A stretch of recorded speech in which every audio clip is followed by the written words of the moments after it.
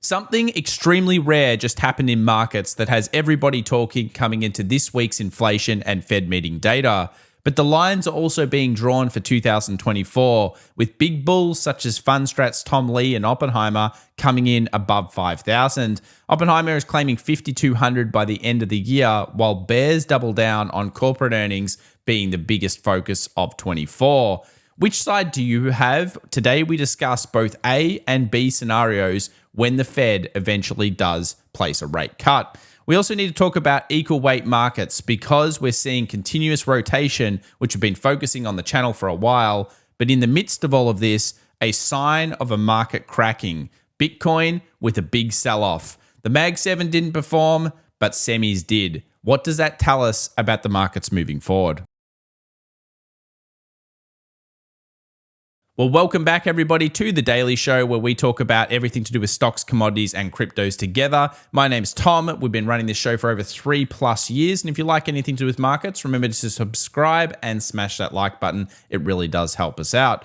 Let's talk about the last 24 hours, though. And if you are looking at this and saying, what's unusual? Yeah, it would be the Mag 7 was actually all negative for the session. Yes, Mag 7 was down, the strongest market of the year. Yet semiconductors were up across the board, not led by Nvidia this time. AMD really the focus of the last couple of weeks, but AVGO, Broadcom doing incredibly well. You'll also notice there were some other good sectors that did happen, and there was a bunch of rotation occurring, which we'll talk about later on in today's show as we cover off everything. But let's talk seasonality for a minute. This is what tends to happen with December. So if you're a bull in the markets, you're kind of celebrating the potential here for the end of the year, because really this is meant to be more of a coiling market, or in years such as this, technically it could be a downward area. We're still in the week of volatility though. So remember, coming out of the 15th is usually where you start to see more bullish intentions of the market. What about some bull cases though? What are some of the things that say there could be more to run in the markets, even though it seems ridiculous? Well, New York Stock Exchange 52-week high-low spread has just turned positive, and it's given another buy signal. Now, you'll notice that we've had really 1, 2, and 3 of these recently, and all of them have been pretty good. Now, you could argue that the sell signals haven't been fantastic because there is one false sell signal here, but overall, I'd say that's still not a bad strike. We also know that the stats are plentiful. We have many of these reads, and it's actually interesting to note that the first month is usually where we see that kind of weaker stat come through, followed by much more bullish stats over the next 6 and 12 months. An interesting fact, maybe worthwhile watching out. So we posted 2 things in our weekly newsletter that went out just before the Monday market open, and that's when we do post it. Links in the description if you're interested in finding out more about that. And one of them was this one, repeatability. So if we end up booking a 15% plus year for the S&P 500, it turns out the odds of another good year are actually pretty high. In fact, the odds of an over 10% year are 50%. The odds of over a 15% year are 32%. Now, that's pretty strong considering how good this year's already been. And you might think that's ridiculous, but that's just the fact. 71% of the time, we saw a bull market in the next year. Something to keep in mind, and of course, keep in the back of your pocket. Another one that we posted was this though, scenario A and scenario B. And this is a chart that we've had a few times on the channel, which shows you both the bull positive side and the bear positives or the bear negative side coming out of a Fed cut. Now, some of you are going to say hard landing, some of you are going to say soft landing here. But you know, the interesting thing or the most horrific thing about all of this is we do actually tend to see a lot of chop in other historical markets coming into the Fed cut. So it's pretty sure, especially if the Fed this Wednesday, remember, the one thing is that we've never seen the Fed pause for over 5 times without never rate hiking again before a cut. So that would be a 100% track record so far with history. So if that happens, could we be going into a coiling market for quite some time with more of a rotation? Possibly Mag 7 comes down, other stocks go up, and we slowly melt through with ups and downs and all arounds. I think that is a definite possibility, but you really want to study this chart. If growth looks like it's coming through in 2024, this scenario, we'll call it scenario A, is more possible and probable. But if growth doesn't come and corporates, of course, start to really struggle, then scenario B is in. and you've got to watch out. Remember, on average, it takes 180 days for markets to actually go down and find their lows. And that usually is what a sign of recession is. And one of the signs of also impending recession would be the US 2-year versus 10-year, which we'll talk about later on. Let's discuss inflation because, of course, that's coming up. Now, the expectation is that inflation will continue to moderate. It might even just sit around here. So I don't probably expect a huge move off inflation, but who knows what Wall Street and the rest of the big wigs want to use as a form of volatility spiking. You can see here that inflation's been coming down. And of course, we also can see here that consumer price expectations have been pretty muted recently with relatively stable movements over the last kind of 4 to 5 months. Now, there are some sticky sides and of course there are some concerns, but overall it has been pretty disinflationary, which is something the market tends to like. In terms of expectations for this week's Wednesday Fed cut or Fed hike or Fed anything, it's pretty much going to be a nothing burger. Now, the big thing is going to be the Fed speech, where Jerome Powell will no doubt come out, and I'm sure he'll say all sorts of things to probably spook the market a little bit, and there won't even be anything new. Let's see. What do you think Jerome's going to say? Let us know in the comments down below. Let's get into some interesting charts now, though. Let's go the bull side still, then we'll go the bear side very, very soon because there are some negative things as well to talk about in markets. But one of these has to be, this really high call put ratio that we're seeing really spread everywhere through the internet. Everyone's been talking about how many calls there are in IWM. And the thing about that is that we've actually seen, a lot of calls, but really we had a ton of puts in there as well. Now, when we get these big reads similar to where we are right now, these huge spike ups, you might say, well, that's negative. Everything's looking pretty bad. But actually, it's pretty good. You can see actually most of the time, the track record for the Russell when we get similar reads like this is pretty positive. And there haven't been that many times that we've seen them, but they've been actually a good run. So again, it does speak into the seasonality factors that we've seen here for the Russell, that we've seen for the mid caps.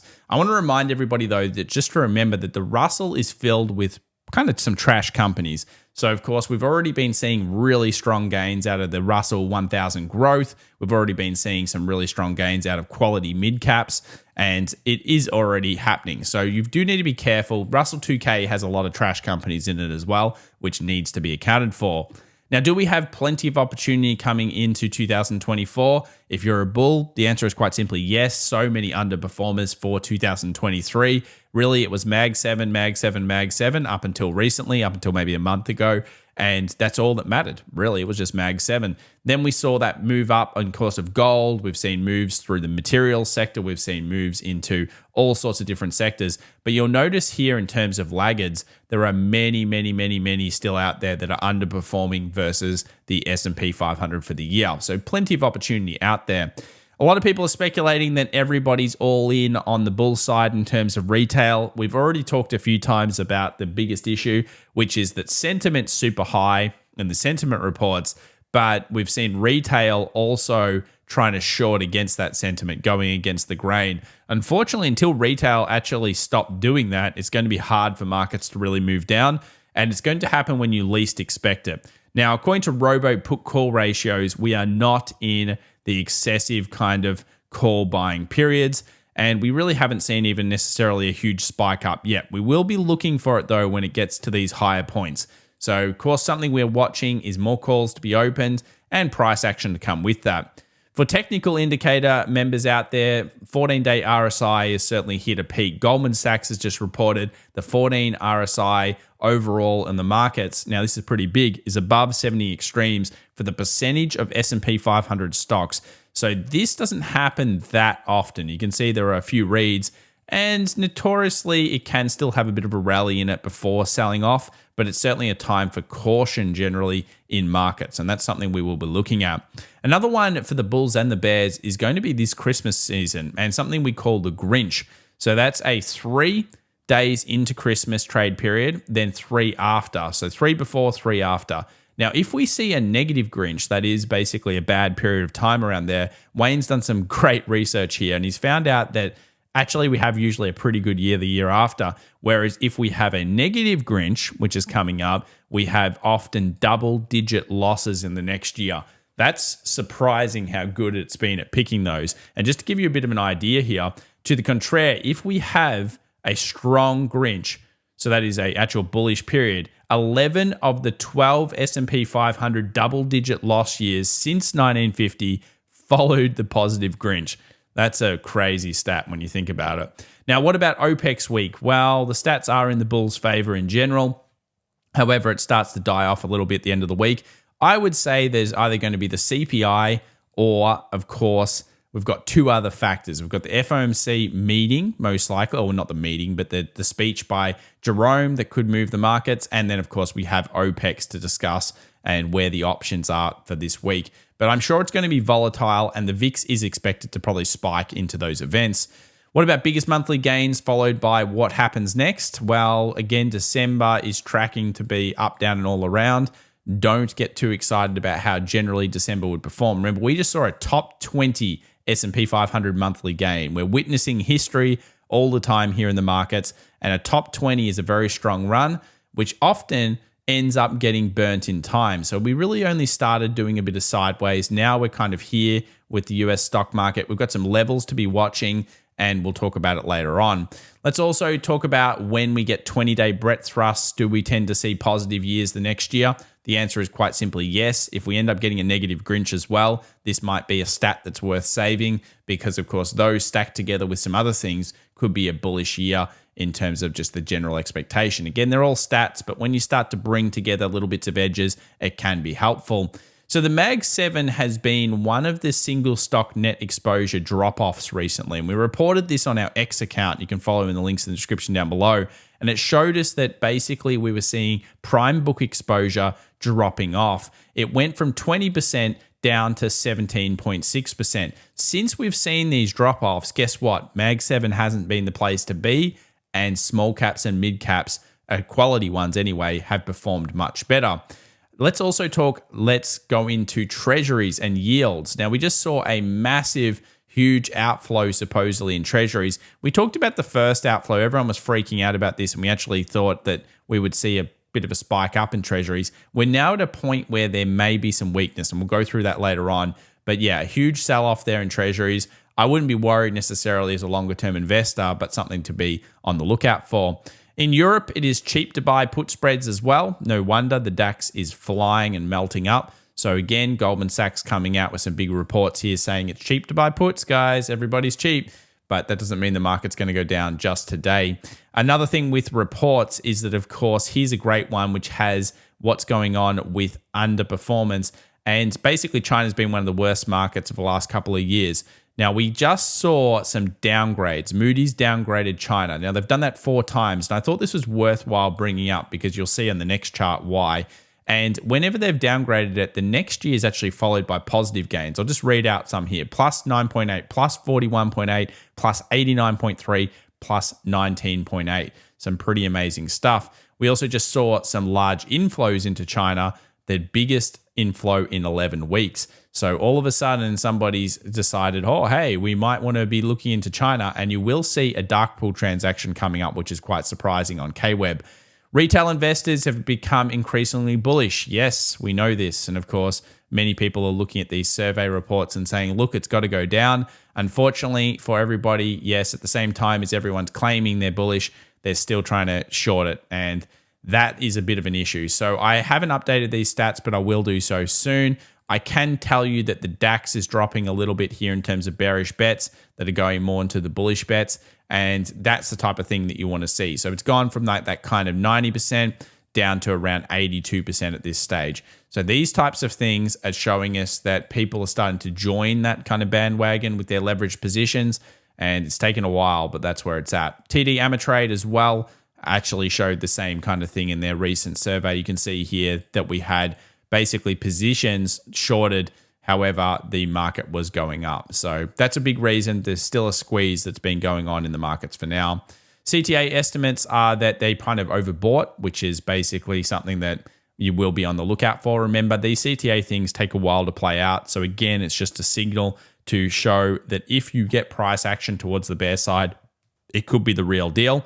And really at the moment, we've just seen the Mag 7 really show the weakest part. And that's been consistent now for about 2 or 3 weeks. Let's talk big dark pool activity now. Big one here coming in for the Chinese market. K-Web, huge dark pool. Very interesting, of course, accumulation cycling here. And we've discussed this point or discussed these points a few times. So it's something that we are watching. Where we might have got a little wrong, though, was, of course, what was going on with semiconductors. We saw one, we saw two, we saw so many different semiconductor trades, and it must have been purchasing inside of this big turnaround because what happened? It exploded out. So huge transactions in semis, and then all of a sudden a big explosion. Of course, we didn't know whether they were buys or sells. We were speculating at that time. Another one was treasuries, and treasuries showed that we've had some big transactions. Then we got what we call an island reversal, which we'll look at later on. So could that be a sell? I kind of guess it will be based on the price action at this stage. And we'll look at that in very, very soon detail because, of course, treasuries is something that a lot of us are following right now, especially into 24. Customers' net delta exposure. What is going on this week into OPEX? Well, we know there are a few factors. Number one, theoretically, max pain is a lot lower than the current market. Now, max pain is the idea that markets, if they were to make the most amount of money possible from all options that are kind of outstanding, they would push the market towards a certain area.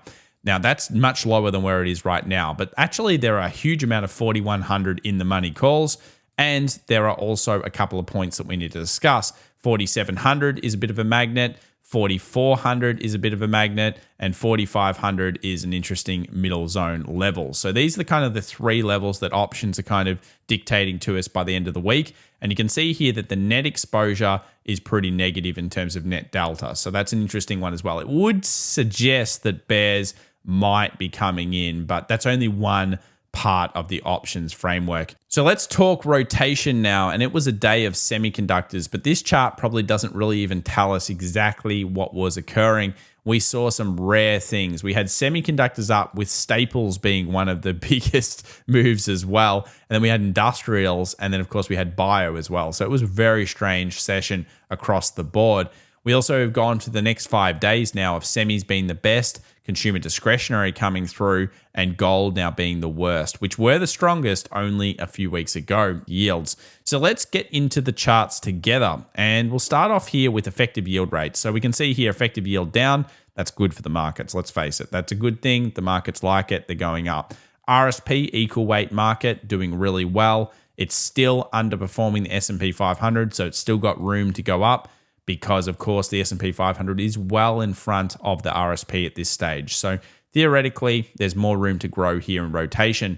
What's going on with bonds? They've been pretty strong recently in terms of seeing them go from strength to strength to strength in terms of overall risk.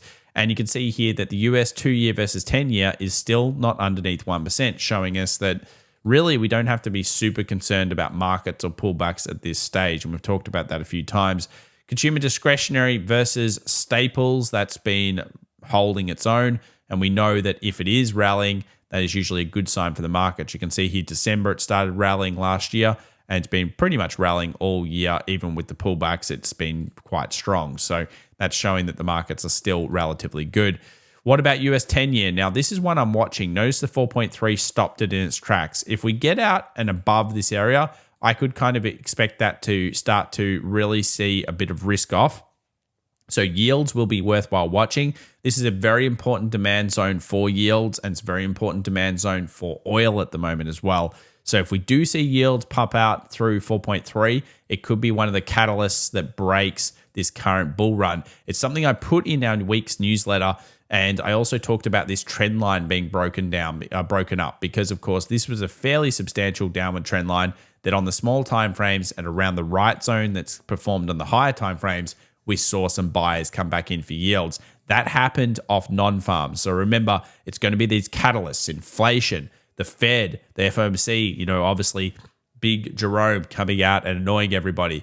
And then we get the same kind of thing coming in here from treasuries, an island reversal happening in supply after seeing large transactions. So that's kind of like putting some things together. A great one run for treasuries. Look, treasuries are usually not an investment. They're an investment vehicle. They're not usually a trade vehicle. And they've been a pretty good trade recently, which is the first time in a while. But you can see here that we do have an island reversal. These are the signs that weakness could be coming. Let's talk put call ratio. Still not much to go off down there. Obviously, we are seeing calls coming through a little bit more though, which is a good sign, especially if you're trying to get a pullback coming in soon. And home builders are continuing to go up. So that's a positive sign for markets, along with Dow Jones Transportation Average. What about the squiggly lines of the central bankers? What are these central bankers doing? They're sneaky. We know that. Well, it turns out they're still sideways. So really, we're not seeing injections and we're not seeing any kind of removal of the tools. So markets could still rally off that. There's no real worries there. Copper did weaken off the area that we were talking about, that 385 for the scalper or day trader. This was an interesting short, and it did end up getting golfing backwards. So that kind of tells you that there could be further weakness on copper's leg. I would like to see copper go up a little bit more, but look, when you're looking at the charts at the moment on these medium-term timeframes, these kind of 2-hour daily, they're not looking too great. I'll be getting way more bullish on copper again at 3.95 plus, which at this stage we haven't hit. So of course I have been pretty bullish on copper recently. Some nice moving copper stocks, but a little bit of cause concern there the last 24 hours. Let's move over to the US dollar, another one that we're watching this week. 104.50, worthwhile and alert. We know that we've got supply here. We know this is resistance zone. So, of course, this is an area that we will be focused on to see what happens next. For now, dollar is being contained. We've talked about gold. I was, of course, incredibly bullish on gold until we saw this. And this is going to become a very important chart to look at, because does that remind you of anything? Pause the video here and let's see if you can guess which chart or what this reminds you of that just happened really recently. But for now, gold continues to slide, and it may slide all the way back down to even the 1920s or 1950 kind of areas. So I'm not really that bullish on gold for now. We've already demonstrated many times why the stats point to sideways to down for about the next month. We'll create structure. I'm sure there'll be some kind of trade, but we haven't seen it yet. US oil, big level. So of course, this level between 67.50 and 69.50 is where we should see buyers. And a lot of it's due to the fact that it was oversold. CTAs came in and smashed this down along with everybody else. We know retail was heavily buying oil the whole way down, getting absolutely smoked. We've hit critical zones. We've seen some structure build up. Now, that's consistent with also seeing yields go up. So these are the undercurrent signs of potential weakness coming. Let's have a look here at what we see on the small time frames. And oil actually held its own pretty well. It fell off, but of course, it did make some recovery. We've got the most traded zone, which could be where the bears re-enter into the oil trades. 73.63 coming up. We also have a nice base formation on small time frames, which we talked about last week. And so far, so good on the bull move for oil. So certainly a nice little pickup there considering what it's been doing. Tesla continues to be really weak as it coils within a very tight range. We've discussed this, and this is a chart to watch this week, because really, when Tesla coils for a while and breaks out, it can have a pretty explosive move. So coiling is a burn in time. When you get a movement, it often is quite fierce. So Tesla focus 232, 230, and of course this high here, which is, I think it's about 253. 253-ish. If we get a breakout either way, break the downward trend line, or of course break this bottom end of the coil, I think it's going to be fairly significant, and we'll be watching. Semiconductors were the big one, though. I mean, it's a breakout. What can you do? That is what it is. Could it be false? It's possible. But for semiconductor traders out there, you're going to be pretty happy. I never go against semis, generally speaking, because semiconductors are very, very good. It's like the best sector in the US. It has been for years and years and years. And, you did see some big trades here, but overall, it's just continuously driving higher. You could claim this is a flag now. And of course, if you want to take a poll, you'd be getting a very big number for semis. So that could be something that people are looking at in the future. And let's just quickly work out where that would be going. So let's get the poll length and let's actually work this out. That would be predicting, all the way up into the 190s. So bulls would be like, wow, that'd be amazing. It's possible. Anything's possible with semis. But at this stage, I'm cautious still on them, even after such a big run. German DAX, let's go here. That is a massive squeeze, and it continues to be a squeeze. I wouldn't go against the DAX, not until we see signs of it. And this is another, word of caution.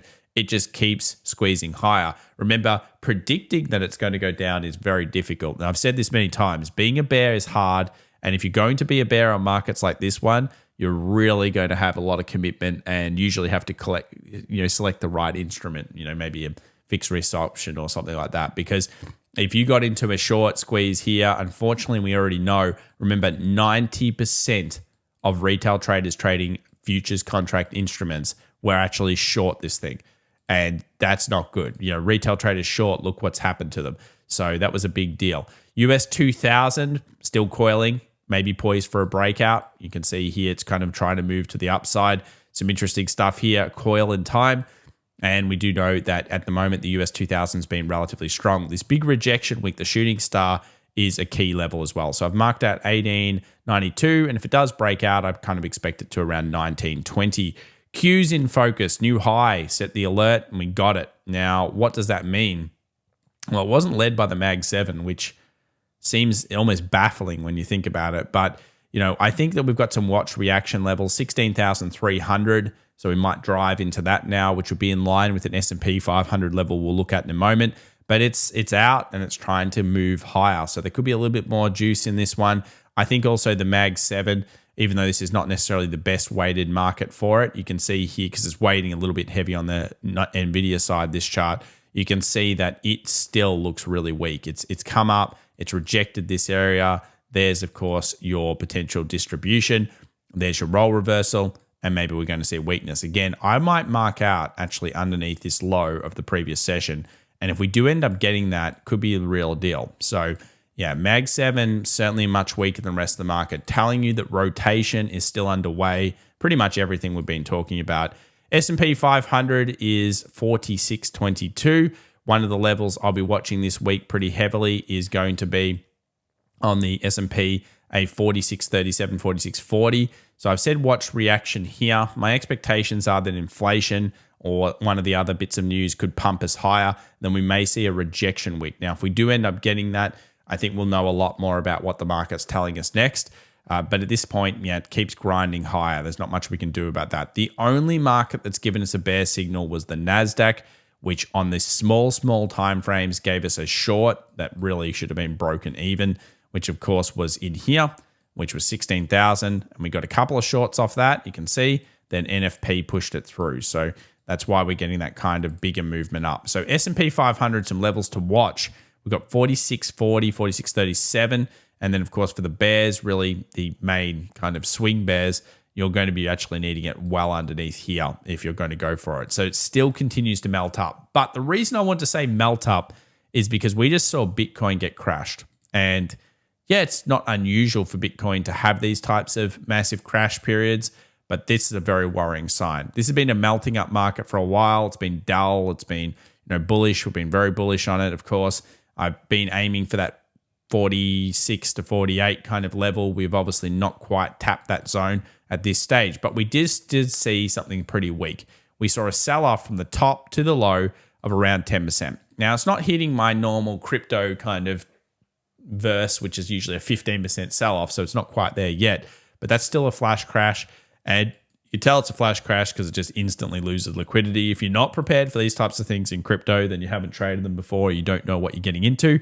And here we do have what I would consider a bit of a change of trend. Now, interestingly, it ended up, I was hoping it would rally a little bit more to allow people to short that 43.5 by the time of this video, and then we talk about that. But what it ended up doing was it made a new low, and then now it's trying to rally up. So some interesting levels. It's still possible for this thing to actually make a new high, get to 46.48, but I would say that this is the sign of it slowing down and more than likely, even if it makes a new high, really suffering a little bit now moving forward. So everyone that's got on board is pretty much on board.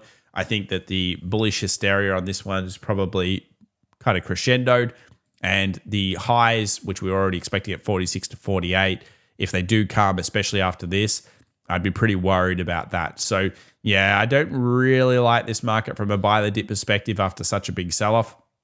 What do you think in the comments down below? One notable thing is the 20 moving average continues to hold. So you can see here 1, 2, 3. So it's hard to bet against that as well, because this is many times it's found it and bulled up. So even though that's definitely a warning sign, And it's certainly a change of trend on the smaller time frames that enables now shorters to come back in and push some of those levels like 43.5 and stuff.